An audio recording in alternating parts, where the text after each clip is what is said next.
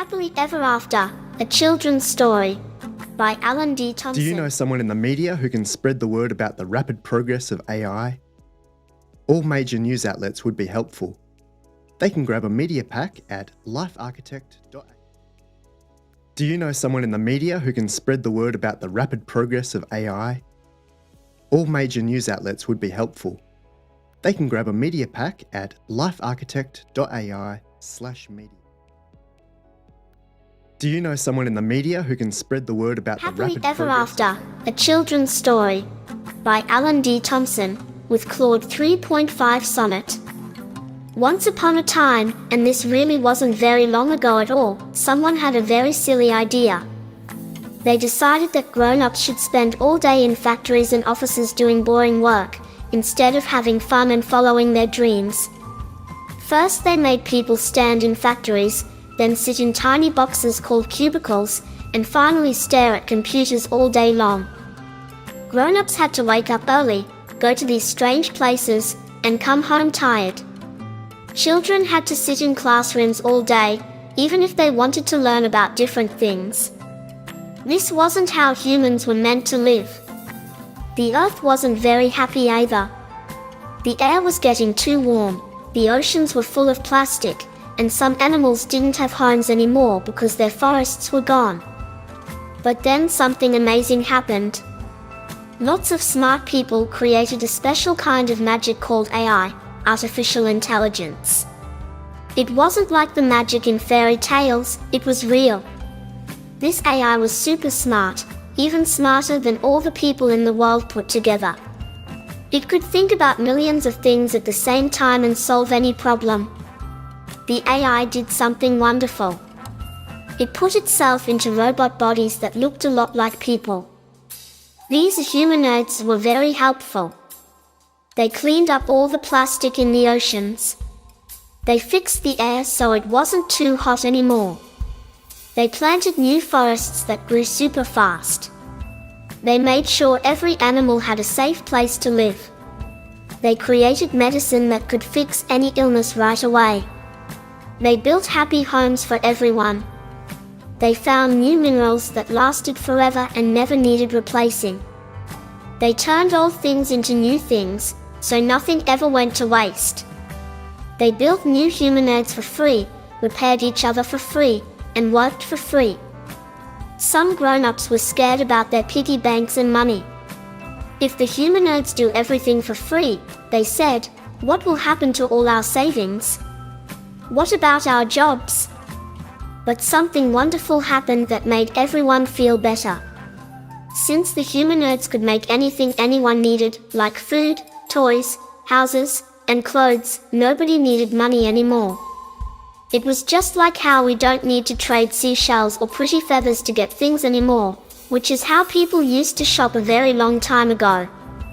Instead of having to save money to buy things, people could just ask their friendly humanoid helpers to make what they needed. Want a flying car that doesn't hurt the environment? The humanoids would build one right away. Need a beautiful home that makes its own clean energy from the sun? They'd make that too. Dreaming of growing a whole forest filled with tree houses and gardens? They'd help create the most amazing eco-friendly wonderland ever. It was like having a magical friend who could make anything you needed, anytime you wanted. Nobody had to worry about having enough money anymore, because everything became free. The humanoids were happy to help, and there was plenty of everything for everyone. Just like how the air we breathe is free, and nobody runs out of air or has to pay for it, now everything else became free too. All the grown-ups realized their old money wasn't being stolen, it just wasn't needed anymore, like how we don't need candlelight now that we have electric lights. But the most magical thing was what happened to people. Nobody had to work anymore unless they really wanted to. The AI could do all the jobs better and faster than any person. This meant mommies and daddies could play with their children all day if they wanted.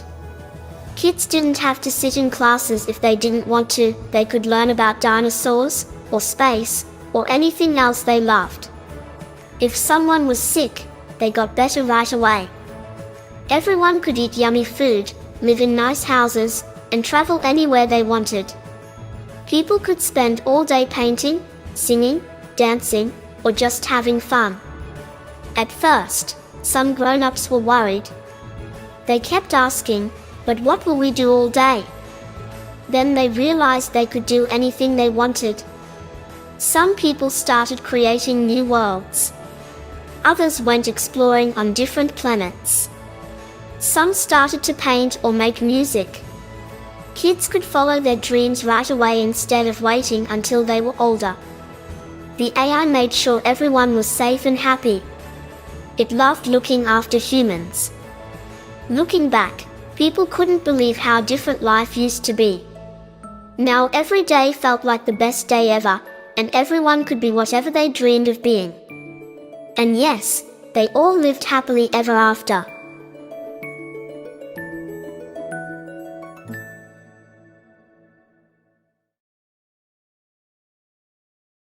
Happily ever after. Hey, something happened to my leader intro. That's alright. I'm here. You're here.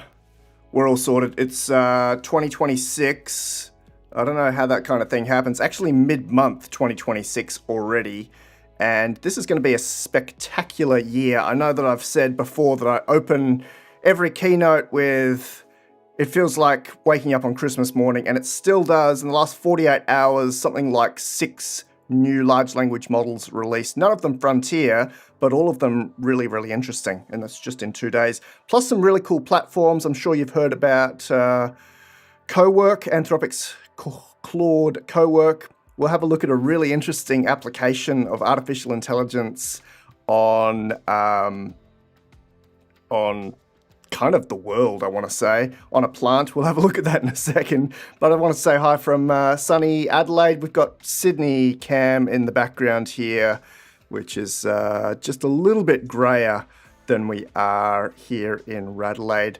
Hey to Simon, Claudio in Portugal, Deep Sea Nomad coming to us from Greece, and Accra in Spain. That's kind of cool. I'm glad you guys can join us from Europe, even though we're kind of leaning towards US time with these live streams. It's about, it's going to hit 8:30 a.m. here shortly, and in Adelaide, 9 a.m. in Sydney. And then I think that means that the US can come in their afternoon on the previous day. But for the Europeans, it's almost like 11 p.m.-ish, depending on where you are, midnight-ish. And I appreciate you guys jumping in for us. All right, let's briefly talk about Co-work because it's kind of interesting. We've waited for it. We kind of had it with OpenAI's different versions of driving the browser. They renamed that a couple of times. But basically, Co-work will go and give you a graphical user interface around Claude Code. The announcement was kind of interesting. This has only happened in the last, I think, 24 hours or so. That says, basically, if you're not a really hardcore software engineer, you can still use this. One of the best video examples I saw was cleaning up a horrendous desktop. Do you know a friend who has a desktop like this? I've definitely seen a couple of girls have a desktop like this. I'm not calling out particular genders. It can be anyone, but I have definitely seen friends of mine with desktops like this. You should not be storing files on your desktop. You should be, well, unless it's linked to Dropbox or something else. Anyway, this is Co-work on the left-hand side here, and it's got a really nice interface that says, let's do some stuff. It can organize files. It can click around, create PowerPoint, create Excel, that kind of thing. But we're giving it some instructions here to help organize that desktop. Away it goes. Firstly, it looks at that screenshot essentially and said that's pretty cluttered. And then it gives some examples of some folders that it might move them to. And then it does it. So in the background, obviously, it's got the equivalent of a CLI or terminal, and it's basically just moving files around into folders. Super simple, but this is not RPA or scripting. This is not robotic process automation. You could still use that because it's deterministic, but basically you could tell this thing to do anything and it will go and do it. So for example, well, I think you could tell it to go and put all my icons in the shape of a Christmas tree, and it should be able to do that. I don't know how good it is with UI at the moment. One of the users reported from his actual office, he installed Claude Co-work. 2 hours later, it had done 14 job descriptions, the Q1 marketing strategy doc with budget allocations, sent 47 emails I'd been avoiding, wrote website copy for 3 announcements, wrote a brand voice guide, responded directly to 13 LinkedIn DMs, and he reckons this was the equivalent of 2 months of work that Co-work accomplished for him in 2 hours. And the fallout from that was kind of interesting. He was trying to figure out how to explain that he's both more productive, maybe 100 times more productive, maybe 1,000 times more productive, but also completely useless. And I think we're moving into that stage of humans not just being augmented by AI, but hopefully having jobs become optional due to AI. And this user interface on top of Claude Code certainly makes that a lot easier. I have not installed it yet, so this is available for Claude Max plans. I'm not a Claude user, and I also don't have very nicely siloed or segmented VMs. I wouldn't be running this directly on my Mac. I'd be running this inside a VM, and then of course you'd have to basically copy and paste what you're doing anyway. I haven't heard anything bad about it doing things within the OS, but certainly with Claude Code, with Codex, even with Gemini, we've heard that it's done some pretty funky stuff, like deleting the entire hard drive or the entire partition. And that's not even the worst of it. You could do far worse than that. Claude and Anthropic have actually warned that prompt injection is still a huge thing. So if you allow it to go and browse a site and then it injects into your prompt something horrendous, it can maybe exfiltrate your data back to someone, or if it pings a GitHub repo, it can do some pretty nasty stuff as well. It doesn't just have to be a website. It could get into your platform or your OS in other ways. Yes, I should definitely be joining the Claude fan club. The problem is I've only got 2 hands, right? So I appreciate that there are, 740 models as of this morning. I'm a big user of Gemini as my priority, and I will fall back to ChatGPT. So both of those I have paid plans for. I did have Grok Heavy for a while. I did have Claude in the very early days, Claude 1, 2, and 3. And I think that it's absolutely a top contender at the moment. But like I said, there's only one of me. I can only use one model at a time, really. I mean, realistically, there are platforms out there that will run your prompt through many models at a time. And I certainly think it's worthwhile playing around with this. So there's some basically notes on this, on how Co-work works. You're welcome to use it. I'd recommend using it. I should absolutely be using it. You're right. And yet I'm not. That's all I've got for Co-work. I do want to talk about Claude specifically and some cool things that it's doing. I will mention, just before I wrap up on this one, they started work on this application 1.5 weeks ago. So in 2026, Claude Code wrote 100% of the Co-work application. So when you see Co-work doing its thing, that's actually... that is 100% written by Claude Code. So the developers at Anthropic obviously have some insight, but they found that it is far more efficient, effective, and optimized than writing code by hand. And also, look, if an application is created in 10 days or something ridiculous like that, it deserves a round of applause or more. This is Co-work in action once again. You can watch these videos yourself. I just thought it was very interesting that we have got to a stage where AI, as predicted, is writing AI. I wouldn't call this recursive self-improvement just yet, but I would absolutely call this efficiency and optimization within our major AI labs. I've seen some great examples of this one. Simon Willison had it read his entire website and then map that with notes and drafts on his desktop.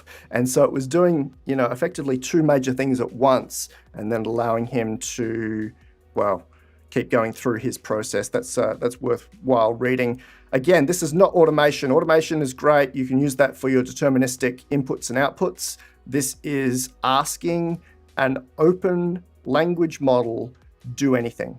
And we all know that these LLMs have not been programmed or forced to do something or given step-by-step instructions in a single breath. They've read a lot of documents and now they can predict the next word. But when we push that out to, say, 1 trillion parameters, predicting the next word also allows it to do some pretty crazy stuff, including potentially being conscious.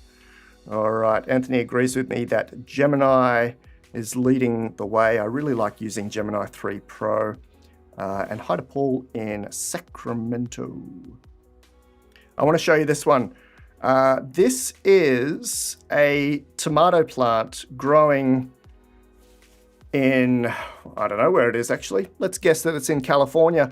His name is Sol, the tomato plant, or Sol the trophy tomato.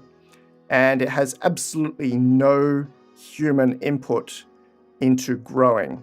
Well, I suppose plants don't need that anyway, but with our farming stuff, they usually do. Instead, Claude is monitoring a bunch of environmental sensors: air temperature, humidity, soil moisture, carbon dioxide. I don't know what this one is, leaf differential, I think, or leaf delta.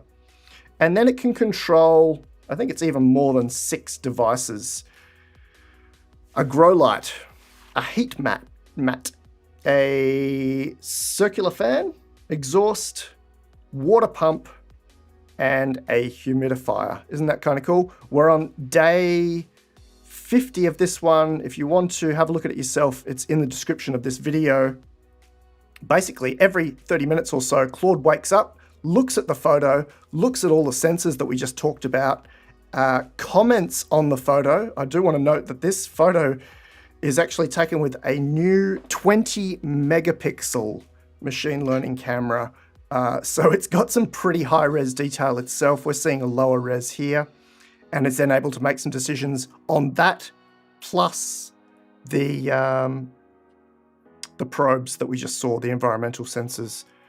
I had a boring throat for a moment. Let me have you stare at this for just a second.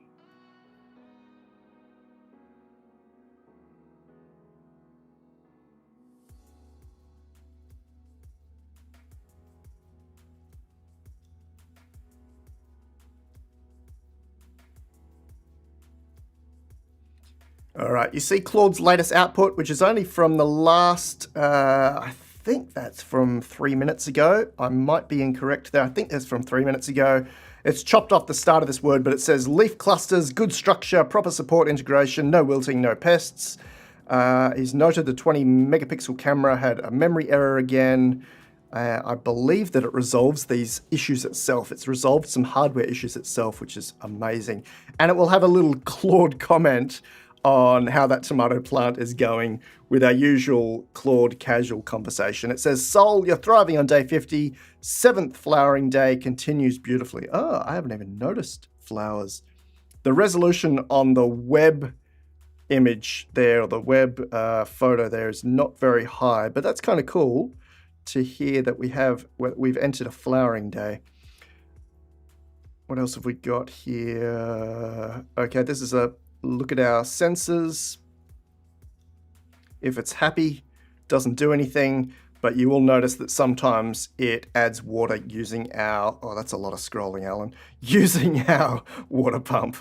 So it's got control over 6 or more devices, and sometimes it'll add, I've seen it add 200 mil of water, 400 mil of water, based on seeing how dry that soil is. It's got a couple of probes around the plant. Isn't that fun?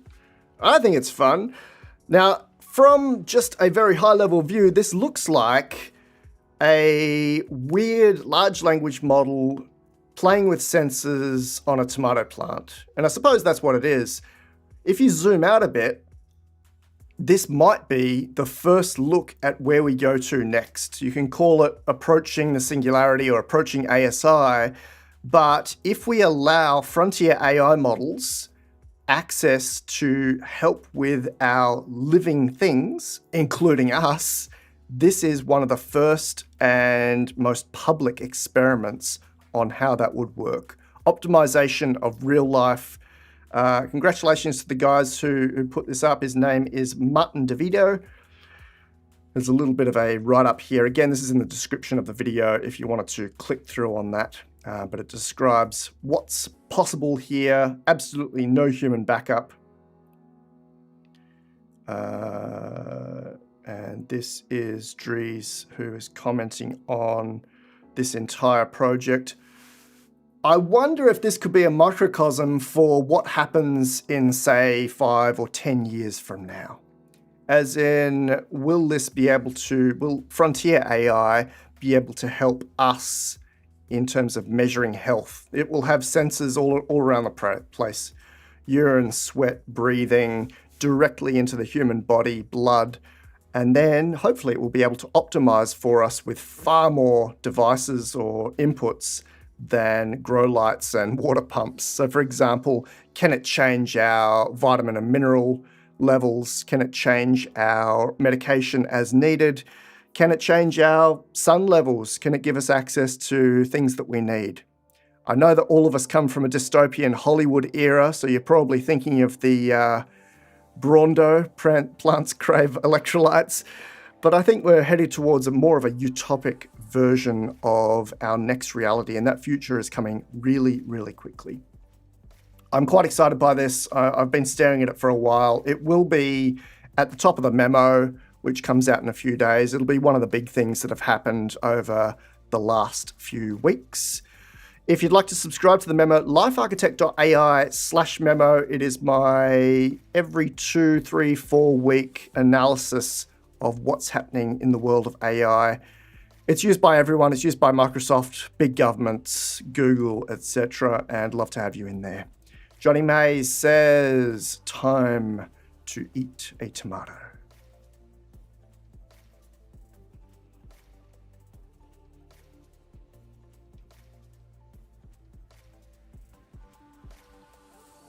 This reminded me a lot of the old Biosphere 2 project. I don't know if you recall this one. It was in the back of Arizona, or slightly west of Phoenix, and super controversial. There's a really interesting documentary on it that I have not looked at or not watched yet, but it is on my wait list.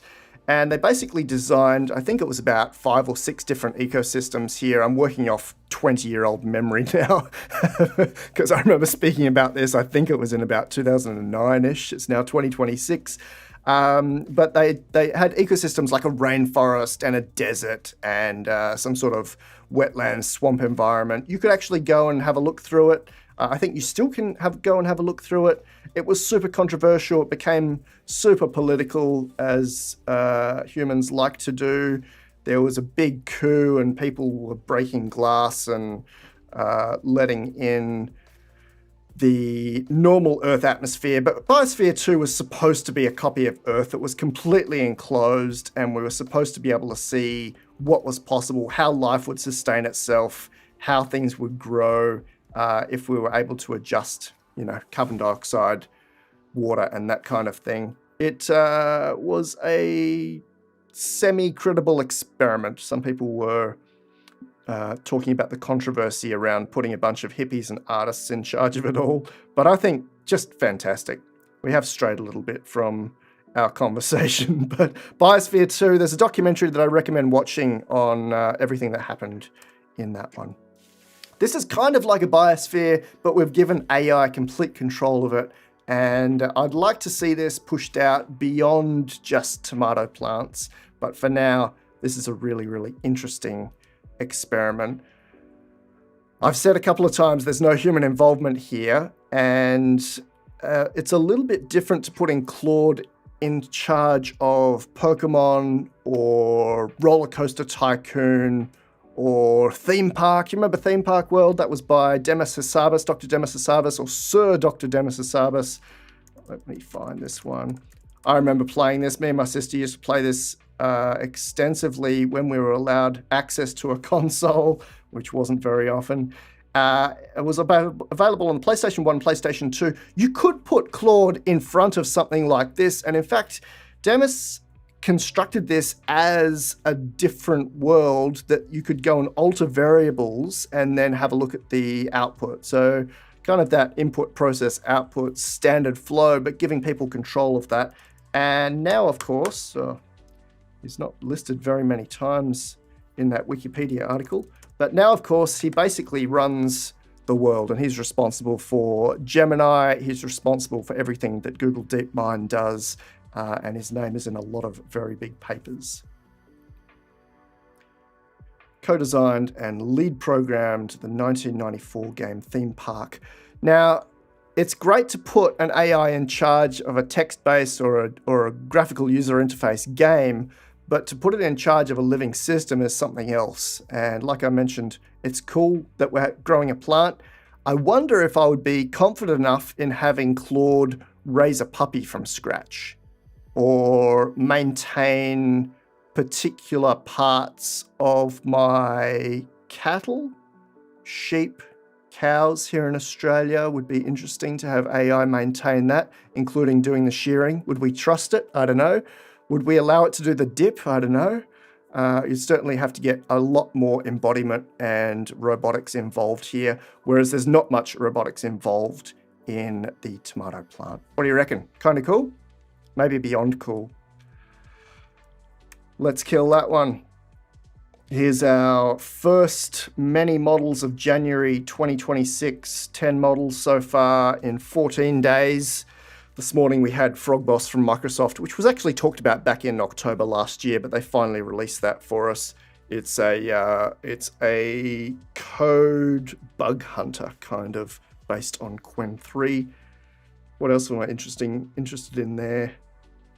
Sleep FM we'll talk about in the memo. Stanford looked at EEG and ECG measurements and more while you're sleeping, and now they're able to predict different things using a large language model. Love that. That's kind of crazy. Jamba 2 keeps going with AI21. I would like to find someone willing to host a mirror of this models table. We're now at something like 743 models. It'd be great to keep this mirrored somewhere.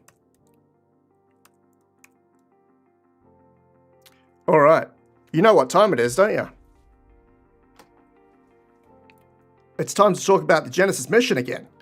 We just had the memo roundtable. We do these every few weeks. We have a great team that join in from around the world. I don't actually speak that much. These are really for interactions between Memo subscribers. And I said at the end of the Memo roundtable a few days ago, in my next live stream, I'm not sure what we're going to cover, but I'd love to just talk about the Genesis mission again, because I've been focused on that for, what is that, coming up on 2-ish months now. It came out on the 23rd of November with the 14th of January. I don't know how many hours I put into it, but I'll tell you why it's the most interesting thing that's happening in the world of AI right now. And there are a lot of interesting things. We'll start off with the definition so we know what we're talking about. So US Executive Order number 14363 on the 24th of November said, the Genesis mission will build an integrated AI platform to harness federal scientific data sets to train scientific foundation models. That is a deceptively simple statement. This is a really lofty and ambitious goal, and we'll plow through a couple of my new visualizations in a minute, but I wanted to give you the high-level view of why this is so important using this new chart that I came up with last night while I was trying to sleep. On the left axis, on the vertical axis, AI's impact on the physical world. On the bottom axis, we've got time from 2020 through to, well, let's guess that's 2029 plus. AI's impact on the physical world, not that high since 2020. GPT-3 doesn't act on the physical world. It was not trained specifically on physical world data. So it's not had a lot to change in terms of coming up with new materials, giving us new chem stuff.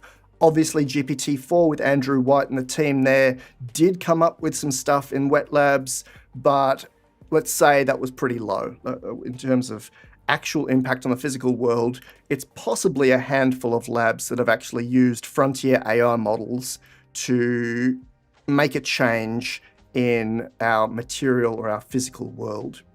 The Genesis mission is manually giving AI, frontier models, access to what I'm calling tier 1 physical data sets. That could be all of our materials database corpora. It could be all of our chemistry corpora. It could be all of our nuclear energy data sets, and then allowing it to crunch that data and then become a new frontier scientific model. I reckon this is going to give a 1000x boost to AI's impact on the physical world. And if you look at the light green line here, this was kind of our exponential curve line to hit ASI in the orange box here. And when we bring in something like the Genesis mission, when we give it access to all these data sets, we're leapfrogging or bumping up that impact outside of that exponential curve. And I don't know what you'd call this. I don't know if it's some sort of knee on the chart, but it's certainly a huge and forceful impact on artificial intelligence. So this yellow section we're in right now, we have a project teams in the US, possibly tens of thousands of people involved in bringing those data sets together from the 17 major national laboratories in the United States, and then kind of cleaning and filtering them. That's a huge job. I think because that's happening right now, 2026, the report through to the president is not due until I think it's October of this year, but then we still have to address a scientific challenge directly using the data. So it's possible that we will see effects from the mission this year, 2026, and then obviously right the way through the next 24 months or so. That manual integration of huge physical world data gives us that big bump up on AI's impact on the physical world. And then I suppose we wait until we have an ASI system that can just go and find that data itself. It doesn't matter if it's encrypted, it'll go and break all that. It doesn't matter if it's housed in an offline bunker, because it'll still find a way because it's artificial superintelligence. But all bets are off then when it becomes automatic. I've said there, the Genesis mission, we're providing manual access to these physical data sets. During the singularity, AI obtains access to all data itself, and that's an infinite exponential, an infinite, I don't know what the term for that is. Instead of 1,000 times, it's infinite times. You can see why I'm so excited about this one. This is, you can't even put this in perspective. So Claude Co-work, that's great. Growing tomato plants with frontier models, that's great. Creating a manual hinge or a knee on a chart by giving AI access to, what did we say? The world's largest collection of federal scientific data sets developed over decades of federal investments. That's something else. And I am super focused on this one. All right.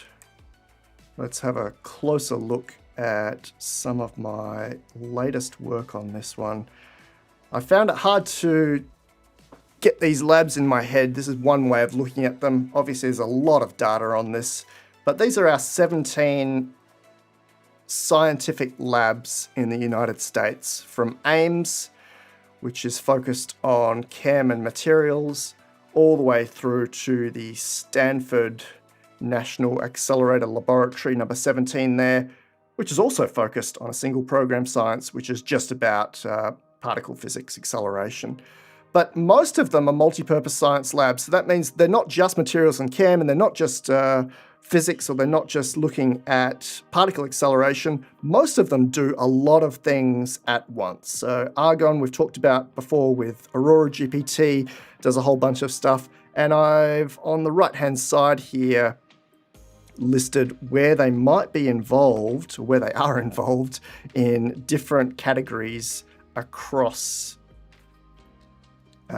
everything from supercomputing to genetics to materials, physics, power, and nuclear weapons, including nuclear safety.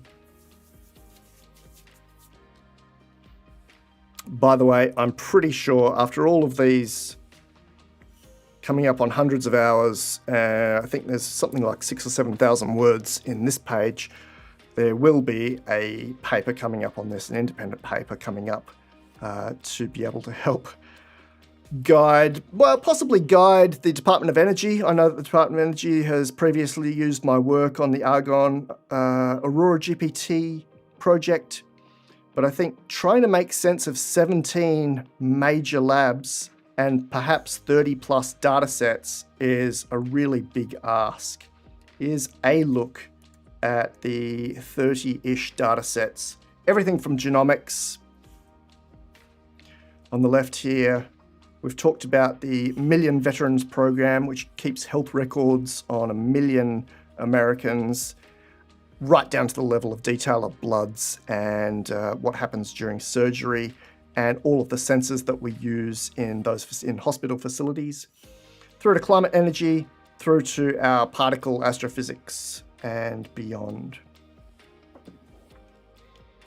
Imagine being in charge of all of this. If you're a project manager on a construction project, you've got a lot to do, and you kind of get a bit stressed by planning out how this building gets put together. But imagine being in charge of something of this scale. You're literally trying to pull together 30 of the world's largest data sets from 17 of the world's largest scientific labs. Some of those labs, by the way, employ 30,000 plus staff. They're spread out over 1,000 acres. Maybe they have 100 buildings. Maybe their data sets even have never been consolidated or brought together. This is a huge project, perhaps one of the world's largest projects. And like you've already seen here, let's click through our data set. Some of the data sets are outside of the realms of believability in terms of size. The JGI Genomics Project, so this one was the Joint Genome Institute. My estimate, 80 petabytes, 20 quadrillion tokens, just on DNA data. And by the time we get to the end of my prediction or estimate on 30 different data sets, we're at about 1 quintillion tokens, or 3.5 exabytes of data ready to be used. And I've said before, if we just use 0.1% of this data, it'd still be a quadrillion tokens, 1,000 trillion tokens. Compare that to Qwen 3, it's our largest known data set at the moment, that's public anyway, 36 trillion tokens. So we're talking about a scale that is extraordinary, and there's a reason that we have so many different partners involved. One of our memo subscribers, thanks to Paul directly, flagged for me that I had written in here that the Genesis mission is about 14,000 times larger than the GPT-5 dataset. It's just unimaginably large. Good luck storing it. Well, not good luck. They actually have to do this. It's part of the executive order, so they have to find a way. New list of partners here, just a little bit cleaner. We know the 17 labs, or I know the 17 labs. We have our 4 frontier AI labs, not including Meta, who would be our 5th. We have everyone from Hugging Face to Microsoft involved. For hardware, we have NVIDIA and Dell. And who else are we looking at there? Where's Cray these days? I see Cray in the supercomputer data centers as like the housing, but I don't see them as a label these days. Maybe it's been bought by someone. Materials and energy science, we have some major names here. Space support, specialized research, including possibly project management by Accenture, and utility and grid operations. There's some really interesting things that we can do with these data sets, including optimization of energy distribution. So we'll call it electricity for now, and it might be powered by something close to fusion, or, let's allow AI to come up with that name to see where we get to.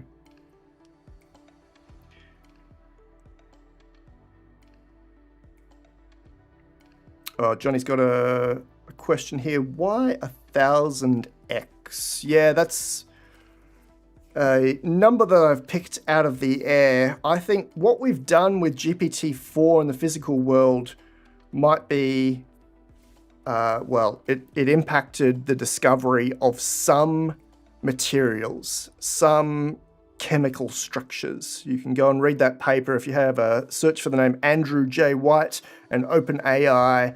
They did some stuff in 2024-ish about using GPT-4 in wet labs, including having GPT-4 control hardware, so robotics within the chem labs. That was pretty much as far as we've got.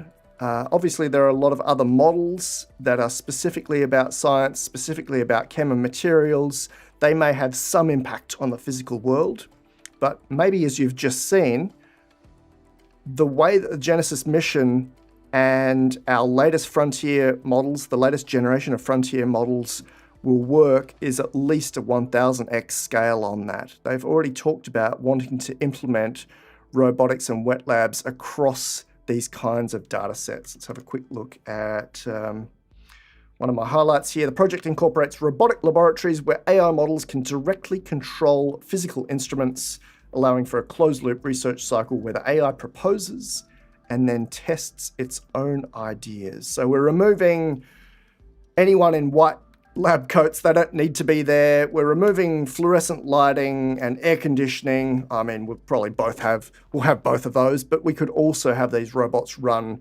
without aircon, without coffee breaks, without sleep breaks, without lights, because that's AI and robotics. To give you a little bit more of a feel of what this thing can do, again, excuse my scrolling, here was some of the hypothetical prompts to a model that would be trained on the Genesis dataset. Again, this is 3 exabytes of data, non-filtered. We'd filtered that down, but it would still be huge. Could we cross-reference climate projections with the Wind Toolkit archives to identify sites for atmospheric carbon removal? That one is from me and Gemini, and then if you give that to Gemini 4 or Claude 5 or GPT-6, does it even come up with a better prompt than that? Molecular discovery for longevity. Apply the linguistic patterns found in our genomics dataset with the Million Veterans program to the molecular libraries in Atom, which is another acronym. I don't have a mouse over for that one. Let's go and find it. GSK, universities, accelerating drug discovery. So back to our prompt here. So much. So combine genomics database with the Million Veterans database with the drug acceleration libraries in Atom, identify the specific genetic sequences responsible for cellular decay, and propose a viral delivery vector to distribute corrective sequences. Now, I bet there's a lot of people screaming right now about the ethics of that. That's all right. We'll have AI manage whether or not that's ethical, and we'll do it in an ethical way. I'll very briefly have a sidetrack to my paper on superintelligence and goodness. This combines 2 different papers, one by Microsoft that analysed GPT-4 and one by my colleague, the late Professor Mirica Gross, who analysed exceptionally gifted children in Australia, finding that exceptionally gifted children have very high ethics scores, but GPT-4 there on the right has an even higher ethics score than our smartest people alive. So if we're relying on models that are more ethical than humans, I'm pretty sure we'll be okay. I think this is one that the world will be very interested in as well. I think the medical ones for me are really interesting. But what about room temperature superconductivity and material synthesis? Grab a couple of these data sets alongside the Ames Materials Project database, identify a particular material for us. All of the materials data sets are fascinating to me. There are already a couple of very small models, maybe 8 billion parameter models or smaller, directly trained on our materials datasets, and they can do some funky things. Imagine training a model on something that is 1,000, 10,000, 1,000,000 times larger than what we've previously trained. And imagine, again, joining together some of these labs that perhaps have never spoken before. Maybe these are completely disparate data sets. Maybe there's duplication of work. Again, all of these, or most of these guys, are multi-program, officially designated as multi-program facilities. How much communication is there if, say, Fermi is doing a little bit of chemistry and they haven't spoken with, who's our main chemistry guy, Ames, and they can share perhaps databases, data sets, maybe even ones that have been hidden behind the filing cabinet for a couple of decades, and consolidate that and optimize that for us. This is the promise of artificial intelligence. I know you can see why I'm so excited about this. This is bringing together some of the most outrageous and effective scientific data sets in the world. I don't think there'd be much bigger than these kinds of things. Again, I'm looking at something like a 2 or 3 year timeline. I bet the project management team have started in anger or in earnest. I'd like to see the very detailed look on what they're doing here, but all I can provide in this kind of conversation is an independent analysis on what I do, what I'd look at, and certainly all of these labs have very, very interesting data sets. In our examples at the end, or our prompt examples, there were a couple of big, hairy, audacious goals in there as well. These were designed with Gemini 3 Pro, biological immortality through proteomic correction, direct matter to energy conversion. So there are a lot of different fusion experiments happening at a lot of different labs. If we combine the Z-pulsed power facility with NIF shot data and then map that with another data set from another lab, can we induce a controlled delay of non-fissile waste into pure kinetic energy? Who would even think to ask that? Probably one of the 30,000 plus scientists that are there. But what we're looking at here in plain English is creating a new source with infinite zero emission power. That's kind of the target for this. And we've heard a number of people, including Demis Hassabis, who we just mentioned, say that once you unlock energy, and that might be fusion, alongside efficiency, like material science, you unlock everything else. So that would be water, food, transport, logistics, housing, living, if you just solve energy and materials. Let's have a look at our other big, hairy, audacious goals. Instantaneous global neural synchronization. Sounds sci-fi right now, not even going to go into it, but probably will be reality in the next 2-3 years, the possibility. Total resource abundance via atomic reconfiguration. This one was fun as well. All about material scarcity. The report I'm estimating to be about 100 pages, including appendices, to go into the detail on this, but I want to keep this as high level as possible for this kind of live stream. I think this is the most exciting thing that's happening right now, more exciting than any of those models. And I have put in writing that it will be viewed as the most forceful acceleration of 2026 to 2028. And we just saw that we're kind of sitting right in the middle of it. We're sitting in that yellow space right now, getting a big leg up or a leapfrog over where normal frontier AI would have taken us. And consider that normal frontier AI, you can read more about this in my paper, What's in My AI? Not what's in Grok, but that'll at least take us somewhere. Normal frontier AI was trained on a bunch of hand-curated, human-generated data. None of it Well, none of it was specifically about physical world data. No one went and picked out a materials database or a nuclear energy database and put it in GPT-5. I just don't see that happening. This is an older visualization. I created this back in 2022, so this was about half a year before ChatGPT even came out. We started out training GPT-1 on just books, GPT-2 just on popular web, GPT-3 we added some more common crawl web and some academic journals for the first time. GPT-4 not listed here, but I have a whole paper on that one as well. And GPT-5 bringing in a lot more proprietary data sets, but I still don't think any physical world data sets. This is the first time that we're doing this properly, and a really interesting way of doing it. It's really combining industry, academia, and government, as all 17 labs there are government-sponsored laboratories.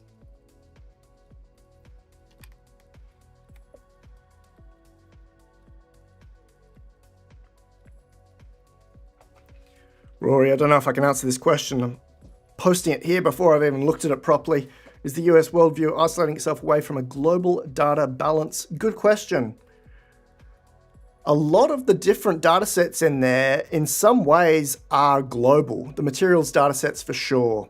All of the collider data sets, and even the telescope data sets are multinational. You know, the Rubin telescope, we talked about this in the memo roundtable, is based in Chile and then is processed in the US. Same for the Large Hadron Collider, based in France, processed in the US.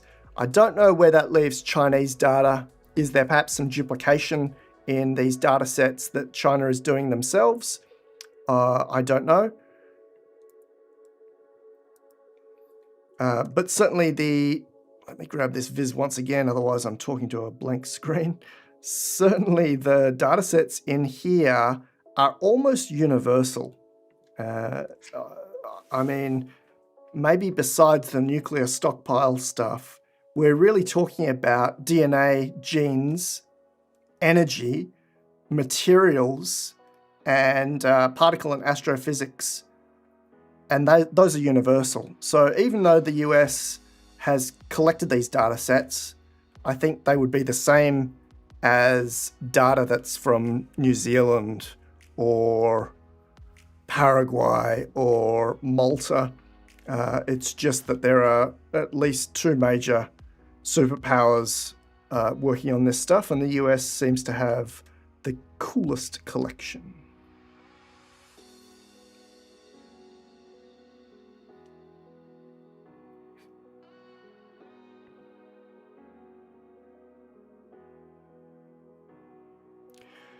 Yeah, I'm not sure if there's any possibility of anyone else leapfrogging this. I think it's kind of too late. I've heard discussions of national projects on LLMs, and I just don't think it's possible anymore. Maybe 3 or 4 years ago, but today it's not.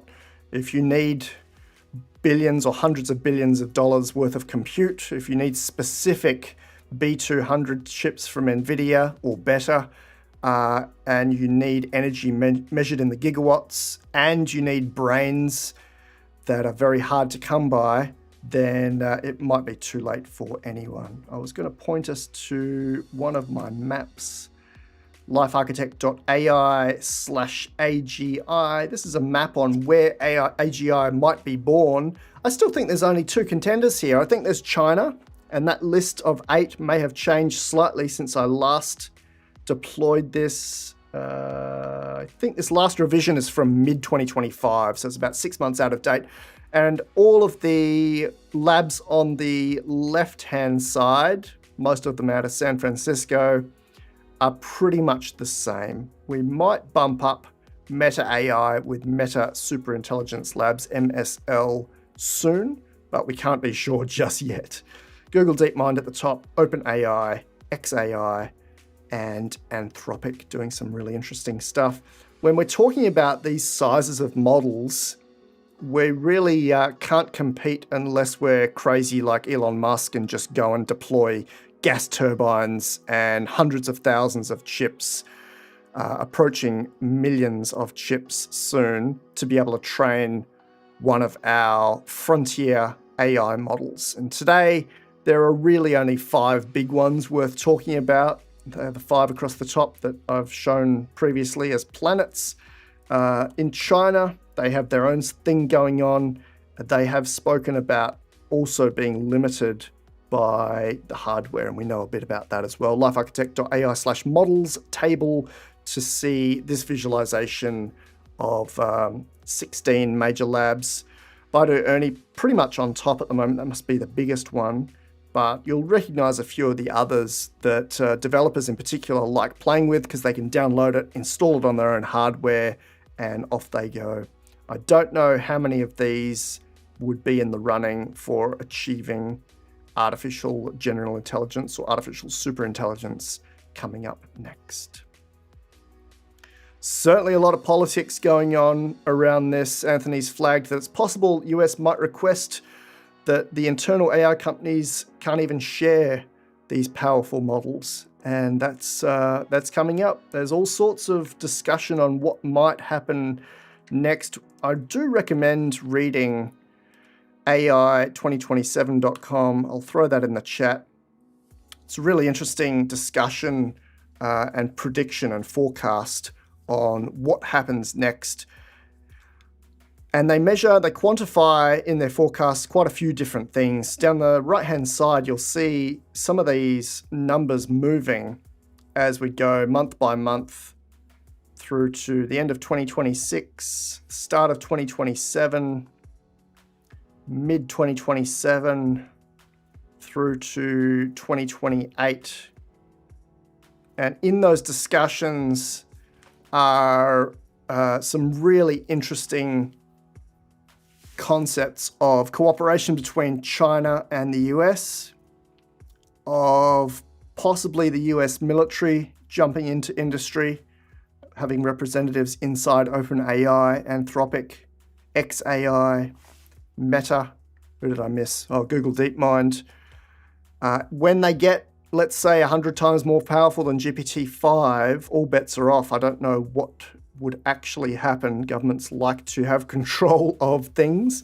And this really gives a full-on, I want to say high-level view, but it's also a very detailed view of some possibilities for what happens next. There was some talk of Anthropic Claude Co-work, which we mentioned at the top of this live stream, being Agent 1, but I don't think it has the kind of operating system access that we would need to actually call it Agent 1, because it's not really designed to help with AI research. And if you don't know what Agent 1 is, that's okay. It was one of the big models forecast or predicted as part of the AI2027.com document.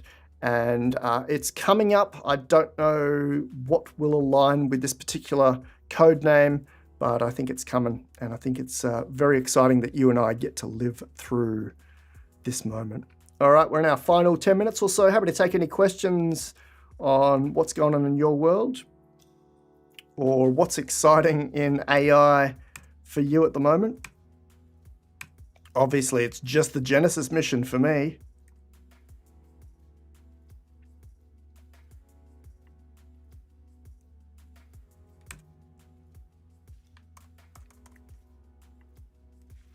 AGI as of today sitting at 97%. We had the collaboration between Hyundai, Boston Dynamics, and Google Gemini. I think if you back a Boston Dynamics humanoid robot with Gemini 4 or Google Embodied Robotics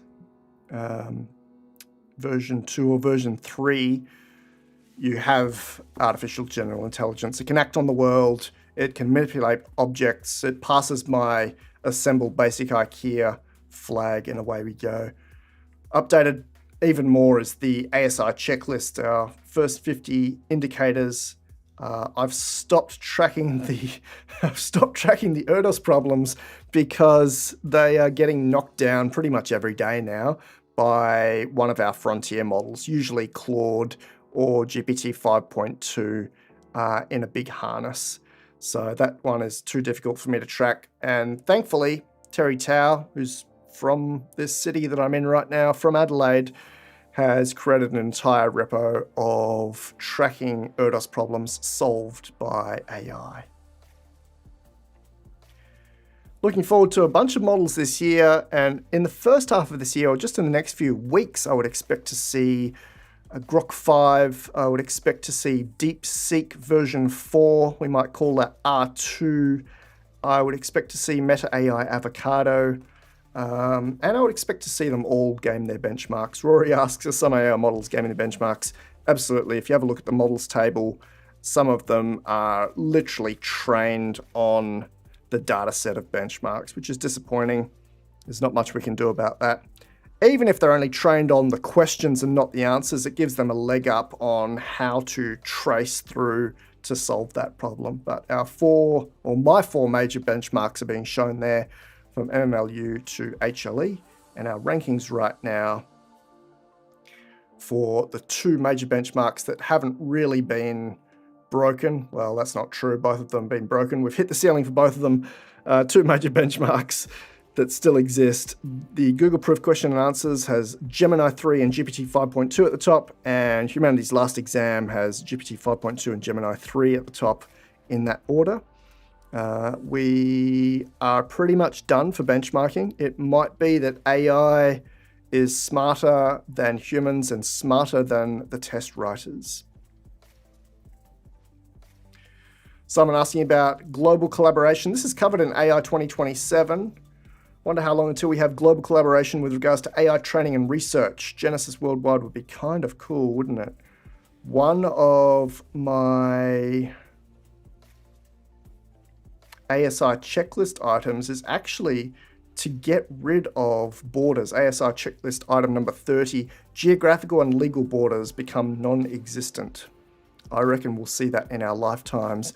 We'll still be able to say, I'd like to go and live on the Greek landmass, or I'll meet you in the middle of the Australian landmass, or let's head across to the old French landmass, but it won't have the us versus them weird kind of tribal mechanisms that we have now.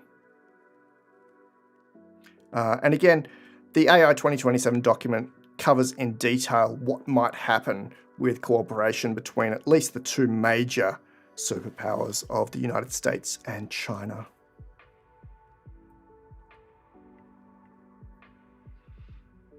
Can't believe we're in 2026 already. This is an incredible time to be around. I reckon we're going to see one of those three models I just mentioned. They're all going to be very interesting.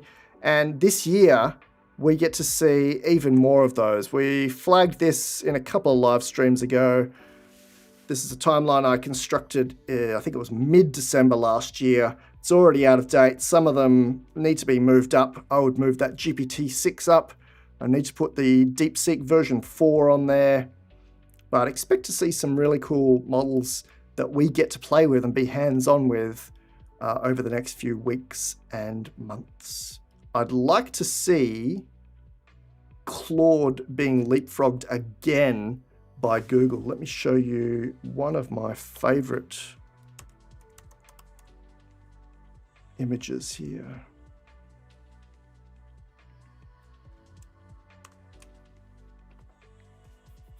This is one of my favorite images. Down the bottom we have OpenAI, Anthropic, and xAI. And then we have Don't Fear the Reaper at the very top there. Google and Alphabet absolutely leading the charge in everything, including in equities. Goog, or the Alphabet equity, just in the last 24 hours, up another, 2 or 3%. It's like it just never stops going up. And that model, that Gemini 3 model, for me is more effective than any other model. It's a lot of fun to play around with. But there are a lot to choose from. Let's see them come back very shortly with Gemini 4 and perhaps make it all a little bit more user-friendly. It was cool to see the Apple and Google partnership for Siri, or for use on iOS devices. I'll be looking forward to that one. Let's see if they can make an equivalent of Co-work. That would be fun to see. All right, rock and roll. Thanks again for joining us here in Australia for me, US, Europe, wherever you are in the world for you. I'll be back again this time next week. Maybe we'll be able to talk about a new model that's just come out. Maybe I'm just going to talk about the Genesis mission again. I like talking about stuff early. You and I were talking about GPT-3 when we ran the Lita project in 2021, a solid year and a half, maybe 2 years before ChatGPT, but the same kind of engine. And a lot of people were like, oh, I don't understand why this would be useful. Why would I need a GPT-3? And obviously that became very apparent when they could get hands-on with it in the same way that we were doing with Lita. And the Genesis mission will be the same. It will become very apparent when you're building your house with a version of unobtainium, or your humanoid robot army is, or instead of drinking alcohol or eating sugar or drinking caffeine or putting on a nicotine patch, thanks Silicon Valley, you're doing something else which actually helps you and is possibly twice as good, feels twice as good, is maybe twice as good for you as well. All of these kinds of optimizations and efficiencies I can guarantee are coming. The Genesis mission will provide new ways of eating, new ways of building, new ways of manufacturing, new ways of generating and harnessing energy.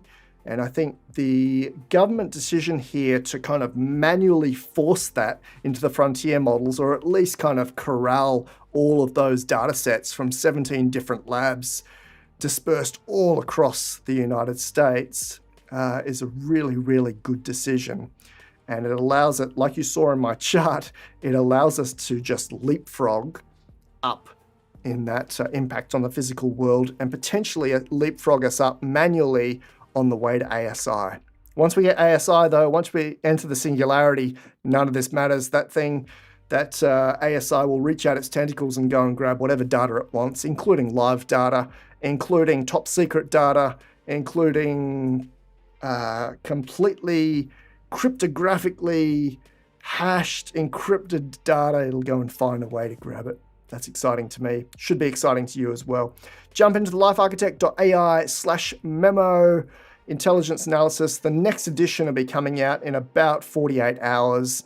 And there's some really interesting things in that. We'll cover the tomato that we saw. We'll cover a lot of other stuff as well. It's a really big edition. Thanks for joining us. Come and join me in the memo. And I'll see you this time next week.